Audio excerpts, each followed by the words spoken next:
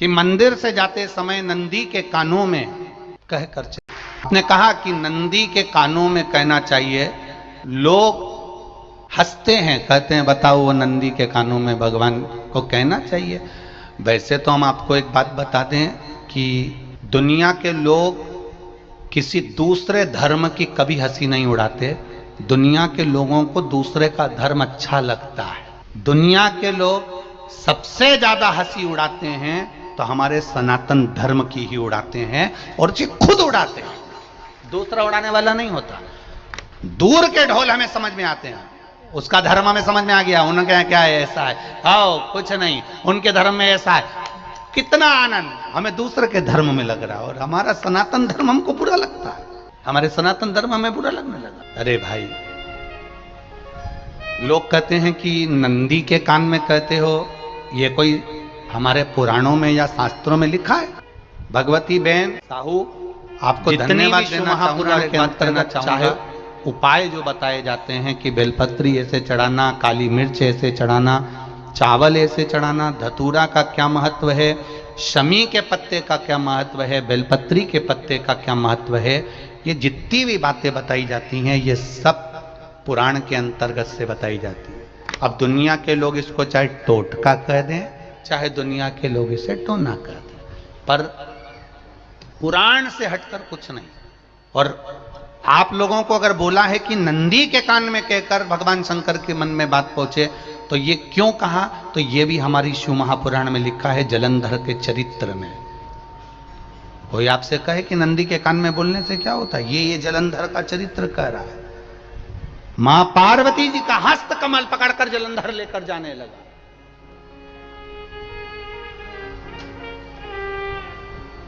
वृंदा का पति लेकर जा रहा। वृंदा तो भगवान की भक्ति में लीन रहती थी, उसको तो जलंधर को सबसे ज्यादा तकलीफ थी नारायण से, पर शिव के पास आ गया, क्योंकि ईर्षा प्रवृत्ति, अभी कथा में कहा, कोई कोई ऐसा होता है जिसको तुमसे बेर नहीं होता तो भी अंदर से ईर्षा जाग जाती है, कोई कोई ऐसा होगा जिसको अंदर से ईर्षा जागती है, अपने आप अंदर से ईर्षा जागती है, उसका कोई बेर नहीं, और ईर्षा जाग रही, भीतर से ईर्षा जागा। ना आप उससे मिले हो, ना कभी वो आप उसके सामने बैठे हो। कई लोग किसी ना किसी की बुराई करते हैं तो हम लोग पूछ भी लेते हैं, क्यों साहब उनसे मिलकर आए हो क्या तुम? कभी नहीं मिल किया है, कभी उनका सामना हुआ नहीं हुआ, तो फिर बुराई क्यों कर रहा? एक ने कर दी थी इसलिए हमारे ध्यान में था तो हमने भी कर दी। लो, वो कुआं में डूब के मरेगा तो तू भी मरेगा का? नहीं। नंदी सामने बैठा है, गणेश जी को मालूम पड़ गया, कार्तिकेय को मालूम पड़ गया, मां पार्वती जी का हस्त कमल जलंधर ने पकड़ लिया और लेकर चला। मालूम पड़ गया, तब नहीं रहा गया। गणेश जी को क्रोध आ गया और गणेश जी महाराज आए, शिव जी को जगाने लगे, पिताजी पिताजी पिताजी कर कर जगाया, उठो पिताजी, पिताजी उठिए, पिताजी जागिए, पिता को जगा रहे हैं। भगवान शंकर नहीं उठे, तप में लीन थे। क्या करें हम? जलंधर के पास में इतना बल है, इतना बल है, और पिता की आज्ञा नहीं होगी तो हम कैसे मार देंगे इसको? मारने को तो हम मार दें। मां ने आज्ञा करी थी कि जलंधर उसको तारकासुर को मार दो, तो कार्तिकेय ने तारकासुर को मार दिया। शिव जी की आज्ञा नहीं तो हम इसको कैसे मारें? क्या करें? सब कुछ गणेश जी ने देख लिया, शंकर जी के ऊपर बहुत बहुत बहुत बहुत प्रार्थना कर कर देख ली, पर शंकर जी नहीं जागे। तब आखिरी में विनायक ने, गणेश ने, जितने लोग आस्था चैनल पर कथा सुन रहे हैं, जितने लोग फेसबुक यूट्यूब पर कथा सुन रहे हैं, इस बात को याद रखना कि नंदी के कान में कहने से क्या होता है, वो ये इस कथा से सीख लेना। आखिरी में गणेश जी को लगा किसको कहूं, शंकर जी भी तप में हैं, नंदी भी तप में हैं, मैं किसको कहूं? शिव जी को कह के कर थक गया, पिताजी को बोल बोल कर थक गया, पिताजी जागते नहीं। अब मैं किसको कहूं ये बात, किससे कहूं?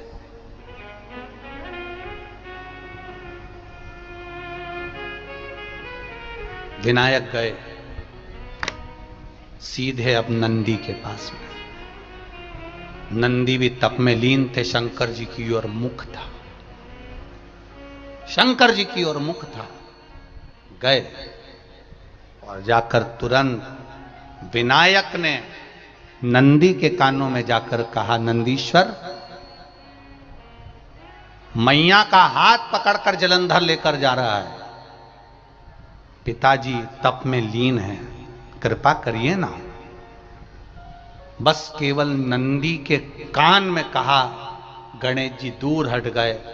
नंदी के कान में कहा, शंकर जी के नेत्र खुल गए, शिव जी के नेत्र खुले। ध्यान देना जरा, इस शिव महापुराण की, आशुतोष शिव महापुराण की कथा, जो कथा यहां कही जा रही है, यह कथा पहले के चरित्रों में सुनने को नहीं मिली होगी। जरा ध्यान देना इस संवाद पर, जितने लोग आस्था चैनल पर, जितने फेसबुक यूट्यूब पर सुन रहे हैं।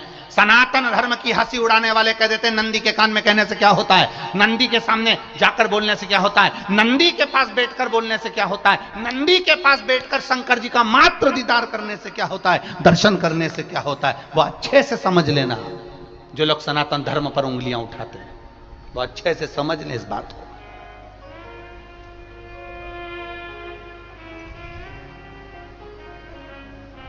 क्या होता है, नंदी तप में लीन, शिवजी तप में लीन, शिव नहीं उठ रहे। विनायक ने नंदी के कानों में जाकर कह दिया, नंदी के कान में जाकर कहा, नंदी के नेत्र नहीं खुले। नेत्र किसके खुले? जम के बोलो, महादेव के खुले हैं, शिव जी के खुले हैं। ये मन का तार। नंदी शंकर की आराधना कर रहे थे, शिव अपनी भक्ति में डूबे थे। यहां कहा, यहां पहुंचा, जो दिल में था उस तक बात पहुंच गई। नंदी के दिल में शिव थे, तुम कहे, नंदी ने शंकर तक बात पहुंचा दी। वो सूत्र जो बंधा था दिल से दिल तक का, वो पहुंच गया।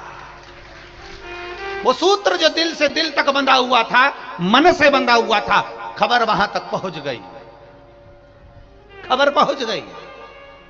लुटाइए, ये मौका मिला है आनंद का, दिल से प्रेम लुटाओ। नंदी से कहा, नंदी ने देवादिदेव महादेव से नहीं कहा। केवल नंदी आंख बंद कर कर बैठे थे, कहते सही भगवान गणेश के शब्द शिव जी तक पहुंच गए। शिव जी के नेत्र खुल गए और उन्होंने जलंधर के पास पहुंचकर पार्वती जी का हस्त कमल छुड़वाया। जरा विचार करिएगा, आप नंदी से कहते हो मेरे महादेव तक बात पहुंच जाती है। आपको केवल नंदी से प्रेम से कहना है, नंदीश्वर मेरे बाबा, ए मेरे बाबा, आप रोज शिव जी को लेकर भ्रमण पर निकलते हो, मुझे बहुत दुख है, आप मेरे दुख को मिटाने के लिए मेरे दरवाजे पर क्यों नहीं आते? नंदीश्वर से कहा, शिव जी तक बात पहुंच जाएगी, शंकर के नेत्र आपके लिए खुल जाएंगे और महादेव आपके यहां खड़ा मिलेगा, मेरा महादेव आपके पास में खड़ा मिलेगा। आशुतोष महापुराण की कथा कहती है, लोग कहते हैं नंदी को कहने से क्या होता है, ये शिव पुराण कह रही है, कहा वहां तक पहुंचा, दिल से दिल का कांटेक्ट। हम कई बार कहे आपको, आप लोगों ने सुना होगा शिव महापुराण में कि बहुत दुख हो जिंदगी का, बहुत दुख तकलीफ, जैसे वो बहन ने लिखा, मेरे कर्जे में लदालूम हो गई, तकलीफ बढ़ गई, शरीर का रोग था, 15-20 साल हो गए, आराम नहीं, बेटे भी व्यसन में डूबने लगे, क्योंकि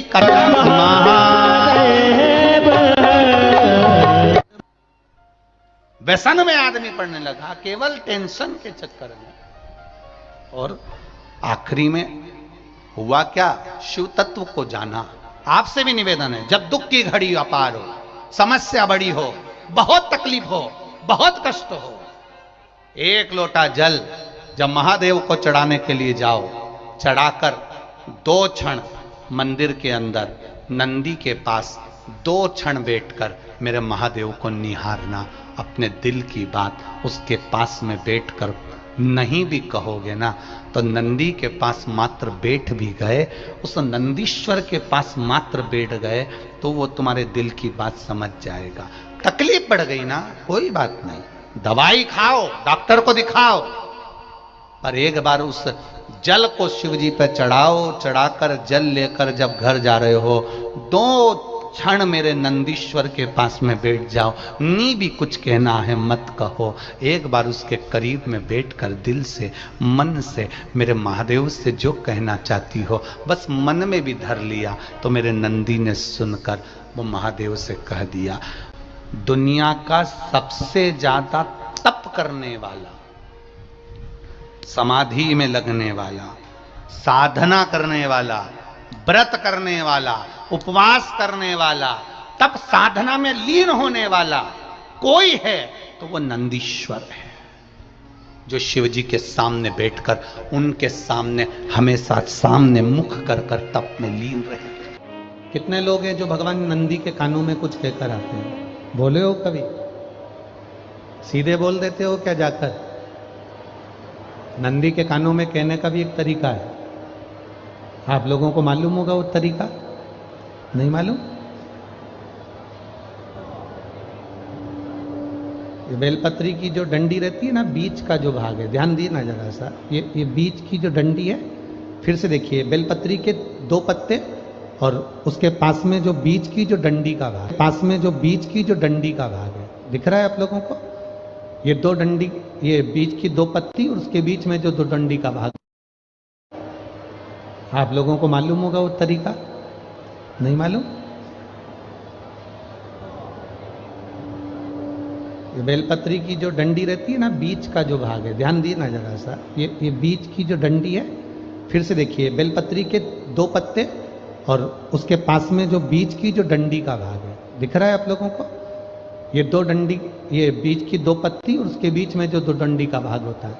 जब हम देवाधिदेव महादेव से कोई बात कहने वाले होते हैं ना कि बाबा बहुत दुखी हूँ, बाबा बहुत तकलीफ चल रही है, बाबा मैंने एक कंपटीशन एग्जाम में परीक्षा दी है, बाबा मेरे जीवन में ये तकलीफ हो रही है, बाबा, तब इस बेलपत्री की जो ये डंडी होती है, इस उंगली से, इस अंगुष्ठ से इस डंडी को पकड़ा जाता है और बाबा के कर्ण में कहने से पहले ये हाथ को नंदी के ऊपर रखकर फिर हम बाबा के नंदी के कानों में कहते हैं और चलते समय इस बेलपत्र को अशोक सुंदरी की जगह पर चढ़ाकर वापिस सजाते हैं। देव अधिदेव महादेव को पार्वती की बात मानना ही पड़ती है और वो कहना ही पड़ता है।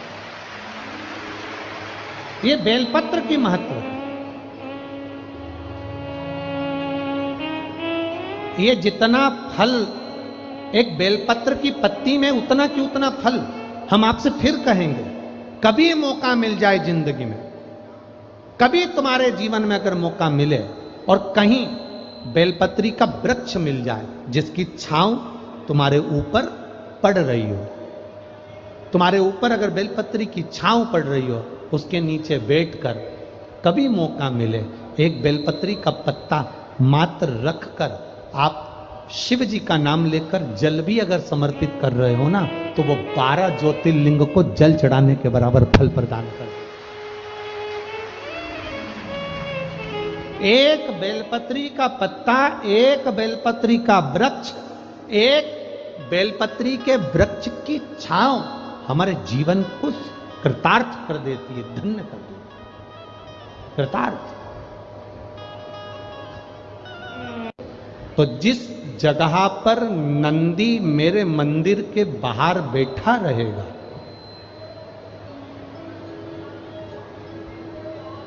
नंदी जिस जगह पर मेरे मंदिर के बाहर बैठा रहेगा, सुयशा उसके कर्णों में, कर्णों के करीब में तू स्वयं विराजमान रहेगी। सुयशा, जब कोई नारी, जब कोई पुरुष, जब कोई बच्चा, जब कोई बुजुर्ग, जब कोई भी संसार सागर में रहने वाला मानव मेरे मंदिर में आएगा और नंदी के कान में कुछ कहकर जाएगा, तब तू उसको सुनकर मां पार्वती से कहेगी और पार्वती जब मेरे साथ प्रतिदिन प्रदोष काल में, प्रदोष के समय, शाम के समय भ्रमण पर जब पार्वती मेरे साथ जाएगी तो पार्वती मैया जिसके सामने नंदी को रोक देगी, मैं उसके ऊपर कृपा करते हुआ चले जाऊंगा। ये हमारा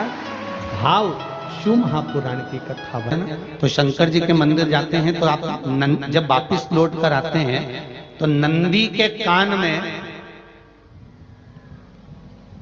जब हम नंदी से कुछ कहते हैं, आप लोग जब वापिस लौट कर आते होंगे तो नंदी से कहकर आते होंगे ना कुछ ना कुछ। तो जब हम नंदी से कुछ कहकर आते हैं, आपने देखा होगा कई लोग नंदी के कान में कुछ कहते हैं, फिर नंदी का जो सींग होता है उस सींग के बीच में से शिवलिंग का दर्शन करते हैं। तो नंदी को जब कोई बात कही जाती है, नंदी से जब कुछ कहा जाता है कि हमारी बात शिवजी तक पहुंचाना, तो उसमें सबसे पहला अगर नाद करा जाता है नंदी के कानों में तो ओम का नाद करा जाता है। आप सीधे जाकर अगर कहेंगे नंदी को कि हमारी ये बात है, आप वहां तक पहुंचा देना, तो नंदी उस बात को कहे चाहे नहीं कहे, पर जब आप नंदी के कान में ओम कहने के बाद में अपने हृदय की बात कहते हैं, तो जैसे एक पत्र आपने भेजा और पत्र को तुमने लिफाफे के अंदर रख दिया, रखने के बाद में तुमने एड्रेस भी लिख दिया, समझ लेना बहुत अच्छे से। एड्रेस लिखने के बाद में तुमने अपना मोबाइल नंबर भी लिख दिया, सब कुछ कंप्लीट कर दिया। अब इस लिफाफे को तुमको भोपाल भेजना है सागर से, और तुमने ले जाकर इस लिफाफे को डाकघर के डब्बे में डाल दिया। लिफाफा जाएगा, जम के बोलिए, एड्रेस पूरा लिखा है, पीछे तुम्हारा नाम भी लिखा है, मोबाइल नंबर भी लिखा है, सब कुछ लिख दिया, पर लिफाफा जाएगा नहीं। क्यों नहीं जाएगा? क्योंकि उस पर टिकट चिपका नहीं है। 15 पैसे का, 10 पैसे का, 25 पैसे का, या 1 रुपए का, या 2 रुपए का, उस पे अगर कोई टिकट चिपका होता फिर आप उसको डालते तो जाता कि नहीं जाता? चले जाता। ये ओम सनातन धर्म के अंतर्गत जितने भी मंत्र होते हैं, जितने ब्राह्मण मंत्र का उच्चारण करते हैं, जितने ब्राह्मण मंत्र पढ़ते हैं और मंत्र का उच्चारण करते हैं, उसमें ओम का नाद क्यों करते हैं? क्योंकि ये हमारे श्लोकों को, हमारे शब्दों को, हमारे दिल की बात को टिकट का काम कर कर परमात्मा तक पहुंचा देता है। ये ओम अक्षर, ओम शब्द, ओम नाद। कभी कभी बेलपत्र देखना, जब बेलपत्र आप समर्पित करते हैं तो ऊपर वाली जो पत्ती होती है उस पे ओम लिखते हो। कई किसी को लिखते हुए देखा होगा, चंदन से, पीले चंदन से, लाल चंदन से। सबसे मूल 3 पत्तियों में बीच वाली जो पत्ती उस पे ओम लिख दिया, फिर इधर वाली में लिख दिया नमः, इधर वाली में लिख दिया शिवाय। कभी आपने देखा कि इधर वाली पत्ती में ओम लिखा हो, इधर में नमः लिख दिया हो, इधर में शिवाय लिख दिया हो? नहीं, लिखने वाला लिखेगा, क्योंकि जो विद्वान होता है, चतुर होता है, जिसमें विद्वत्ता होती है, वो सबसे ऊपर वाली पत्ती में ही ओम लिखेगा, क्योंकि उसको मालूम है ये ब्रह्मा है, ये विष्णु है और ऊपर शिव है। इन दोनों का समावेश ओम में है, इसलिए वो सबसे पहली पत्ती में ओम ही लिखता है।